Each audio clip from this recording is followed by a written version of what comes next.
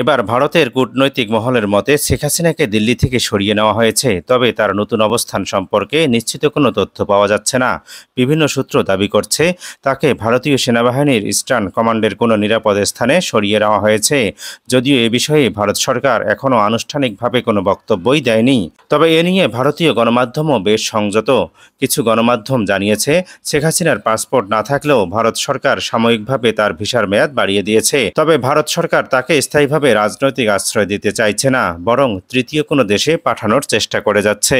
ভারতীয় গণমাধ্যম হিন্দুস্তান টাইমসের একটি প্রতিবেদনে বলা হয়েছে, শেখ হাসিনা যুক্তরাজ্যে যেতে চেয়েছিলেন, তবে সে সময় লন্ডন সরকার তাকে আশ্রয় দিতে রাজি হয়নি। ফলে তার পরবর্তী গন্তব্য নিয়ে ধোঁয়াশার সৃষ্টি হয়েছে।